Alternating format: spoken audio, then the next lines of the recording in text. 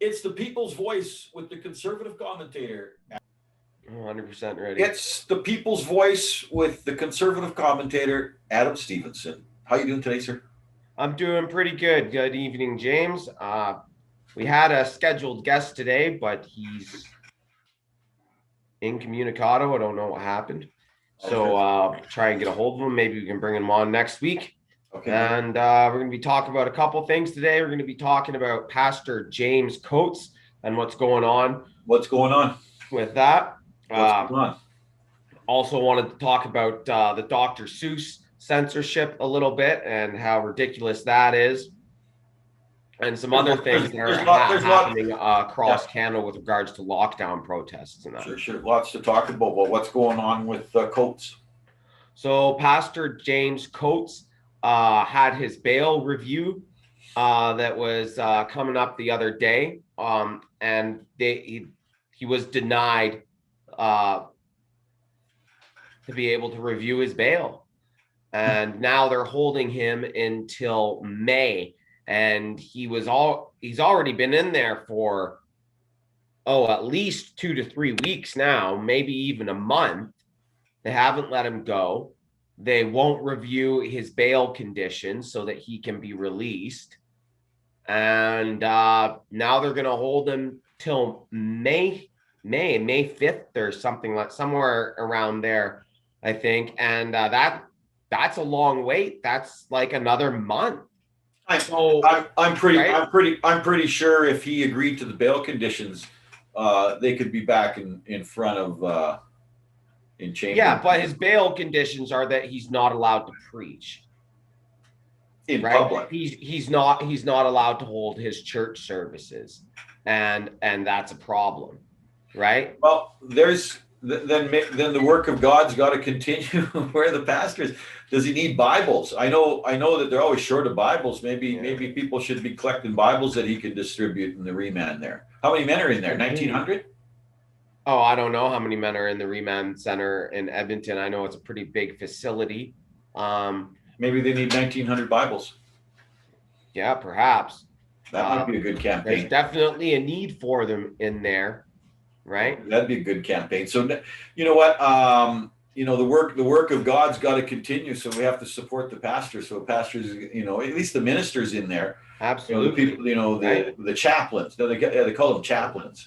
And hopefully he will bring some people to God, and some people really have a good opportunity to turn their lives around. That would never be able to live that close to a man of God, right? Right. Absolutely. And honestly, I would not be opposed to inmates perhaps staging a hunger strike in support of him. I think that's a fantastic idea. I know that inmates have gone on hunger strike to fight for inmate rights and stuff before, because they want more food or more yard time and that kind of thing. But that's not Bible. Why not for constitutional freedoms? You would think that those are far more important, right? In the Bible, prison doors are shooken open, by earthquakes caused by angels. That's Bible. You know what I mean? So, okay, now we're talking lockdown in Ontario. We actually have possibly a new contributor to the People's Voice, and maybe even TVU, because of the lockdowns in Ontario. But talk about the lockdowns in Ontario, and then we'll talk about the new videographer in Calgary. Yeah, so what's going on with the lockdowns in Ontario is people are protesting the lockdowns. Police are arresting protesters. They're arresting the leaders of the protests. And recently on Rebel News, they have it on tape of the voice coming through a police officer's walkie-talkie telling them to arrest the leadership and arrest anyone with a megaphone or a sign. So what does that tell us? Well, what I've been saying through several of our programs, these are staples of communism. The government does not want people who are going to get the word out that these things are happening. And spreading the truth that the government does not want the people to hear. That is why they want the people who are organizing these things arrested. They want the people with the megaphones arrested so that other people who aren't involved, say you're on the other side of the street and you're walking by Queen's Park and you hear somebody on a megaphone saying this stuff, they don't want those people to hear that. They need to. Why would you say that? Why would you say that's communism? You know, we've got because it's the censoring of free speech. Is it more fascism? Well, communism and fascism definitely share some very, very close relationships, right? They both censor free speech, right? Essentially, fascism, the biggest staple stone of fascism is the censorship of free speech. With communism, communism is an economic model, right? Where the government controls the means for production and distribution of goods and services. Fascism is a little bit of a different beast. It's basically the same thing. Communism uses fascism to impose communist ideology, right? And then fascism is just its own dictatorship thing, right? Of the proletariat, it's called, right? Yeah, right. So, but I think, don't you think that's wise? Like if they're trying to limit, because these are men and women of duty and honor who are put out, you know, on the street. If they're arresting people for peacefully protesting and exercising their constitutional rights and freedoms and beating them in the street and arresting them for having a sign or for having a megaphone or for organizing a political protest, they are not honoring their oath. They took an oath to uphold the Constitution and the rights of the people. 100%, they are not honoring that oath if those are the behaviors they're taking part in. So, but the environment is public health, isn't it? No, they say that they're there for public safety when they're there at these protests. That's why the police say they're there. I know, but the arrests. Yeah. Why the arrests aren't good because they're close. I suppose they can say that, but like we said before, any man who would trade his liberty for temporary safety deserves neither liberty nor safety. That was Benjamin Franklin who said that. And the reasoning behind that is because the government will always use safety as the protocol, right? Because it works.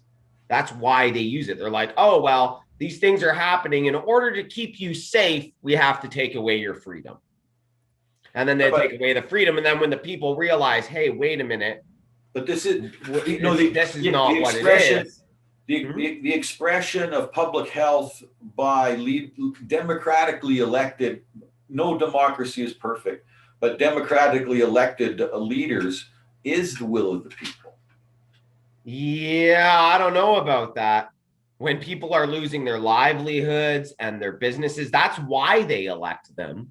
But whether they adhere to it and honor that oath of office is a completely different story, right? The government's primary purpose is to preserve the constitutional freedoms and liberties of the people. That is are you saying the mass, you know, the people en masse, the Latin word is comitas, is that group of people made up of, you know, free individuals has a legitimate government expression to the other levels of government, that people can get together en masse in comitas and express themselves as a legitimate form of government?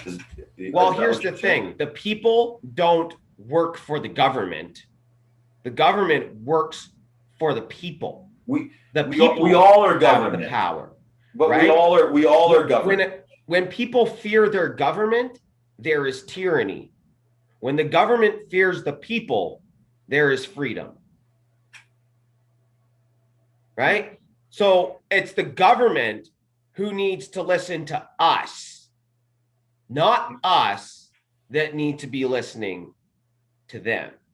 You see what I'm saying? Right? Well, and there's laws and things that we have that we need to follow. Yes. Right. Like we can't go killing and murdering people and stealing stuff no, that's not okay, right? What is the state? Is there a legitimate state, or do you suggest that there is an anarchy that submits itself to a small ruling class just to keep the toilets flushing? Like what? I'm not quite sure what you mean. Is there a state? Is there a state of do we live in a state? Or Yeah, are we we live just in a nation or is it just state. anarchy that's barely controlled No, by we live in an a elite ruling nation class? state, right? And our nation state has a constitution. Our Right. nation And state that has that means that means that each of us is a part of the state. We hold the state within us. So then if we the do people. gather I think you're together, confusing it. The people are the state. The people are the state. I agree. And Right? so now we have Premier Jason Kenney Yeah. bringing a referendum on a constitutional change. He's bringing it to the people. This is the first time that, well, we used it a bit in the Senate stuff, but our Senate stuff wasn't guaranteed. It still required ascension. But What's the constitutional change that Jason Kenney's trying to bring about? I'm interested in this. I want to know about it. I've never heard of it. For Alberta to renegotiate our financial relationship with the Confederation. Oh yeah, okay, yeah. Which is it's basically a referendum for freedom, right? In the modern age, if we control all the money, yeah, right? Yeah, they want greater economic freedom for Alberta, and they want to renegotiate the distribution of Alberta wealth to the other provinces. Which is recognizing the people, the Comitas, as a legitimate form of government, a level of government. So we have the rule by one, the rule by few, the rule by many, and now the rule by all. It's a fourth level of government. It's very brave. And it's very encouraging. It's good for him. There's some things almost a wind of freedom that I like, but there's a lot of things he's done that I don't like too. Right. Okay, so then Dr. Seuss. This is hilarious. Okay, so I can't remember the names of all the books. I think there was 6 of them. You might want to just check them up so we can review a little bit of that. But basically what happened is some group got together and lobbied against Dr. Seuss books, and they have pulled 6 of their titles from their library now because of racism. Because apparently Dr. Seuss books are inappropriate and offensive and racist, I suppose. And so that's what's happening. That's the world we live in. It's no longer appropriate for you to read any of these 6 Dr. Seuss titles to your children at bedtime at night. But however, it is still appropriate for you to read Wet Ass Pussy by Cardi B or any of her friends' songs, because we all know that song actually won Song of the Year. As unartistic and uncreative it was, she just basically repeats those words throughout the song. Wet ass pussy. So creative, so endearing, so hold on. However, such character and such poise and such a wonderful influence for our sons and daughters to have as a role model. I just love Cardi B. I want to put her up on that pedestal and just hold her up where she belongs, way up there above Dr. Seuss or any of the other famous children's authors throughout history, like what's the guy's name who wrote the Tinderbox? Johan Christian Andersen, right? Because we know that Johan Christian Andersen's books are now considered racist and offensive too. And I'm gonna try. What happened to the screen in there? I'm just going to try to bring up the screen share. Oh, okay. But I have to close some. Just a second. For a second, all of a sudden my computer went black. I was like, "What's going on?" I have to close some windows here. Hold on. Yeah, and so now Johan Christian Andersen's books are considered racist. Dr. Seuss's books are considered racist and too offensive for parents to read to their children. Not that parents should be allowed to decide what's appropriate for the children.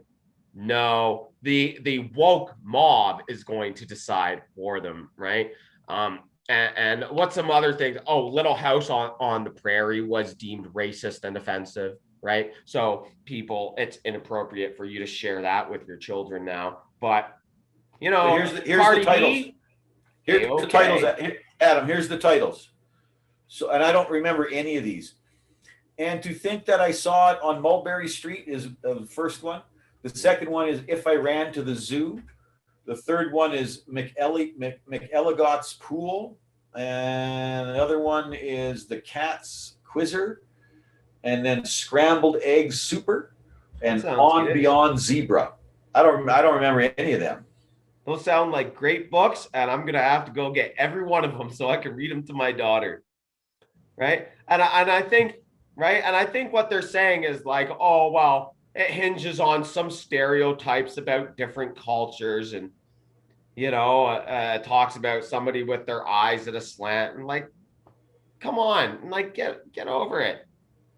It's really not that big a deal, It's ridiculous. Like I used to have some Chinese friends down in Calgary who I hung out with on a regular basis. You know what they called me? Round Eye. Hey, Round Eye, you come here. Like, well, and that it's all good. We talked about it, right? We talked about this thing, this white centric thing, which white people aren't really white centric, but everybody make white people centric, and whether it's positive or negative, and we're just in a highly charged time. You know what I mean? And one person people just lighten up a little bit, right? It's a children's book. Yeah, I know. And then we were supposed to have a gentleman who was supposed to jump into the conversation about this. He responded on YouTube, but I noticed you said not next week, but maybe the week after. I can't remember. Yeah, Curtis Brooks. He was a guy I met at the anti-lockdown rally in both here in Edmonton and Calgary. He's a great guy, fantastic speaker, very strong-willed and strong-valued Christian man. And we started talking about some things and about some of the subjects that I've talked on the show here about. And we're like, yeah, well, you know what? We should get together. We should do a show. That'd be great. And I don't know. I haven't been able to get a hold of him, but that's okay. Well, I'll be talking to him again, and we'll definitely do that in the future, right? So before we go from the talk about pandemic to endemic, tell us about Noble Savages. So Noble Savages is a YouTube channel that my buddy Derek Story has, and he makes some pretty cool videos and stuff like that. Oh, excuse me, and stuff like that on there. Maybe edit that part out.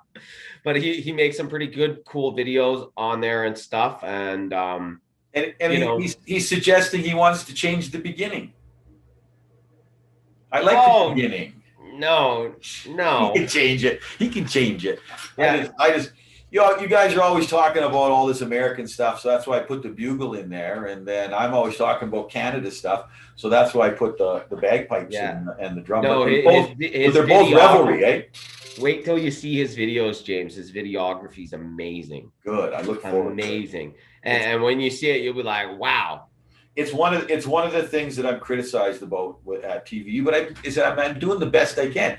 And hey, you're doing a great job, man. You're doing a better job than I could. Well, and like I said, at least and more better people are coming. So I'm looking forward to his content. And then definitely, I should try and get Arthur back on here again. I might be able to get Laura Lynn at some point, but she's pretty busy. Our friends from overseas in the UK. Yeah, I could talk to some of them too. I've got lots of different guests that I'd like to bring on, but yeah. Yeah, make a letter up and email them and tell them the dates that are available and what when they want to come on and what kind of topics that you like talking about. Yeah. And show somebody else we could bring on, I know for sure who would come on, is Pastor Rodney Fortin from Church in the Vine. That's my church. We could bring him on. Church in the Vine, is that the one on 149th Street or 100? Yeah. Is this still on record? You're gonna edit out the end, right? Where we're just chit-chatting here? Well, a little bit, but is that the one on 149th across from the Wendy's and stuff? Yes. Yeah, for sure. Yeah, for sure you can bring him on. That's a word faith. That's a word faith pastor. He's. Oh yeah, man. Did you see his speech from the rally? No. Holy smokes! Yeah, I told him, I was like, I'll talk to Arthur and get him to let you in to give a speech there. Oh yeah, he got all man. He was fired up. I'm telling you right now, Church in the Vine is open. Amen. Everybody's just cheering like, oh, he is so good, man. It was freaking. Oh, it was just wicked deadly. That's so good. That's good. Yeah. Okay, so now this is the new stuff that I saw today, and it hasn't really gained a lot of traction, but I'm predicting that it's going to. They're going to change it from a pandemic to an endemic. Really? Which means it's now COVID's a permanent condition. Really? Yeah. Well, can't say I did. I hate to say I didn't see that one coming, right? Like, it's just Alex Jones has been saying that on InfoWars for the last year, since March, since this started. He's like, it's never going to end. Continuous lockdowns. They'll be like, they'll ease restrictions. They'll put restrictions back on. They'll ease restrictions. They'll really tighten them. They'll ease and then they'll really clamp down harder. This is the end of our freedom as we know it, man. This is scary. This is dangerous. I was saying this back in March last year when as soon as I heard about the Quarantine Act, I was like, what's the Quarantine Act? So I go and look it up on the Canada website. Holy crap, man. This gives the government the right to seize private property. They're like, oh, guess what? We're going to make your house a quarantine facility. We don't care if you've been living here for 50 years. It's our house now. Get out. We don't care where you go, but you can't stay here. Right? Like, whoa, that's insane. Gives the government the right to impose medical testing and medical treatment against your will. What kind of shit is that? They could do anything. Man, I'm telling you, bud, you want to see me fight like a grizzly bear, you try and pin me down and stick a swab up my butt. I'm telling you right now, people will die. What? Why swab up your butt? What the heck's that about? Well, that's like the whole new thing that they're doing for COVID tests. You haven't heard that? They're doing anal swabs. No. Right? The 10-inch long stick up the nose to the back of your throat to test you isn't enough. No, now they're doing it up the butt. And why, right? Why do you need a stick that reaches way back and almost touches my brain if I need to wear a mask not to spread it because it's in my saliva? It doesn't make any sense.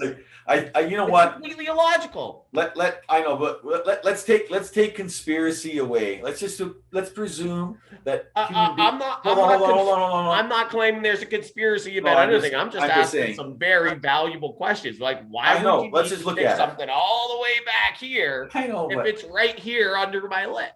Let's just look at it. Let's presume that human beings are naturally good. Okay. And now things happened. And I think people are just panicked, man. First of all, I think it was like a Jurassic Park mistake. Someone was trying to steal stuff and it broke and then he went out into the fish market and that's what happened, right? And then now scientists, they don't even know what to do, man. Like you said, they're jamming sticks. They got RNA inoculations. Someone's telling me they're stepping back, that they don't even know if they work. It's just like this stuff is. I think they're just panicked, man. Right. You know what I think? I think if they want to make vaccines mandatory, that jabbing a sharp metal object into a human being, regardless of what the sharp metal object is an act of violence. And if you want to make that mandatory and force it on people, you are by definition a violent extremist, period. See, right? It's like, hey, bud, I'm going to forcefully stick a long metal stick this long into your body, and you don't have a choice. How do you feel about that? Well, but I'll tell you right now, you come and you try and pin me down and stick that needle, I'm going to break your wrist. I'm going to stick it in your blinking eye. You know what, man? You know, okay, so it's easy to sit here as citizens and point at the government, right, who are trying to, you know, stop, you know, having to store people in, you know, multi-level bunk beds of frozen transport trailers because they're dying by the dozens, right? They're trying to stop this from happening. They can see it, they saw it, and they're not. But it didn't happen. It was so close, man. It did, but it didn't happen. I know, because they said this was going to happen and that was going to happen because they did the restrictions, man. Yeah, they had their computer models, and then what actually happened didn't meet up to their computer model. But the people that are working, you know, now that are the government, these are citizens too, man. Right? Huh? The government is just a group of citizens that are working on behalf of the whole. Yeah, that's what they're supposed to be doing. Well, they're working on behalf of themselves and lining their pockets. I think they're trying their best. You know? I don't know about that. No? Okay. I don't know about that. It's Agenda 21, Agenda 30. Look it up, bro. You know what? You add to that. You know what? I wish I knew the terms. This, right? Research this. Why do human beings see human being shapes in clouds or in trees or in, you know, other, you know, like swirls of smoke? Why do human beings see human beings in these things? I don't see human beings in those things, but people do. And what, you know, why? And look that up and research. Those people are crazy. No, man, it's a process. People see faces. Oh, I can see a face. Yeah. Oh, I suppose. Why? Research that, and we'll talk about it next week, because I think it'll shed some light on, you know, thinking that there's some sort of apex of people that are manipulating these things that are really just times and circumstances. I don't know about that. It's been the people's voice. It's been the people's voice with the conservative commentator Adam Stevenson, promising some big ticket, high impact guests. Thank you, sir. Amen.